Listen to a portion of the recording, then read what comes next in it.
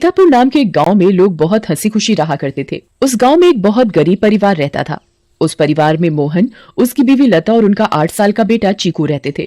मोहन को पीने की बहुत बुरी आदत थी। वो सुबह शाम बस शराब पीता और जुआ खेलता रहता था। मोहन की एक छोटी सी किराने की दुकान थी। मोहन कभी भी उस दुकान को ठीक तरीके से नहीं चलाता था और जितना भी थोड़ा बहुत उस दुकान से कमाता था वो सारी कमाई शराब पीने और जुआ खेलने में उड़ा देता था। वो रोज शराब पीकर लता को मारता था और उसे घर चलाने के लिए कोई पैसे नहीं देता था। एक रात लता और चीकू भूखे बैठे थे क्योंकि घर में खाने के लिए कुछ नहीं था। वो देर तक मोहन का इंतजार करते रहे। अचानक दरवाजे पर खटखटाने की आवाज आती है। माँ, लगता है पापा आ गए। वो जरूर हमारे लिए कुछ खाने को लाए होंगे। हाँ बेटा, अब हम सब मिलकर पेट भरकर खाना खाएंगे। लता जल्दी से दरवाजा खोलने जाती है। जैसे वो दरवाजा खोलती है तो देखती है कि मोहन के दोस्त मोहन को पकड़कर खड़े हैं और मोहन नशे की हालत में है। अरे भैया, इतनी रात को आप लोग? अरे भाभी जी, क्या बताएं, आज तो मोहन ने हद ही कर दी। इतनी शराब पी रखी थी कि इसे इतना भी होश नहीं था कि ये कहाँ पड़ा है। हम इसे चौराहे पर से उठा कर लाए हैं। अगर कोई गाड़ी वाला कुचल जाता तो बताओ, आप लोगों की तो जिंदगी खराब हो जाती। हाँ भाभी जी, बस आप लोगों का सोचकर हम इसे यहाँ ले आए, वरना तो इसका सबके साथ ऐसा व्यवहार है कि कोई इसकी मदद ना करे। मोहन के दोस्त मोहन को कमरे में ले जाकर लिटा देते हैं और वहाँ से चले जाते हैं। बेटा चीकू, आज हमें फिर से भूखा ही सोना पड़ेगा। मैं तेरे पापा के भरोसे तुझे और भूखा नहीं रख सकती। अब मुझे ही कुछ काम करना पड़ेगा। तू बस आज थोड़ी सी भूख बर्दाश्त कर ले। ठीक है माँ।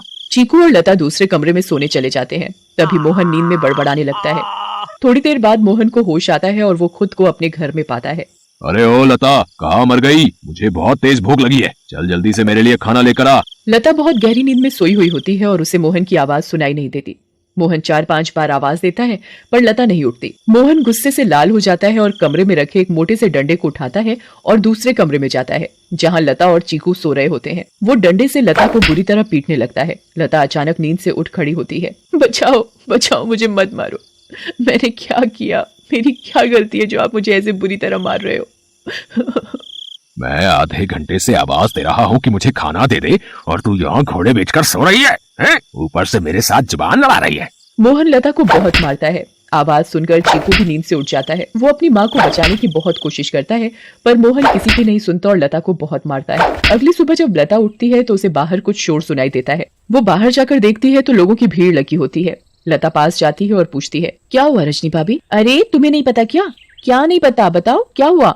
यही कि चंपा के पति को कल रात एक चुड़ैल उठाकर ले गई। क्या? ये कैसी बातें कर रही हो भाभी आप? चुड़ैल वुड़ैल कुछ नहीं होता। आप भी किसी की बातों पर यकीन कर रहे हो। यकीन कैसे ना हो बहन, मैंने खुद अपनी आंखों से उस भयानक चुड़ैल को देखा है। उसके लंबे बाल, लंबे लंबे नाखून और दांत, उसकी लाल आंखें और डरावना चेहरा मैं कभी नहीं भूल सकती। जब मैं आधी रात को पानी पीने के लिए उठी तो थोड़ी ठंडक लेने के लिए खिड़की पर खड़ी हो गई थी और तभी मैंने देखा कि एक चुड़ैल चंपा के पति को हवा में उड़ाकर ले जा रही है। ऐसी बात है तो हमें संभल कर रहना होगा और शाम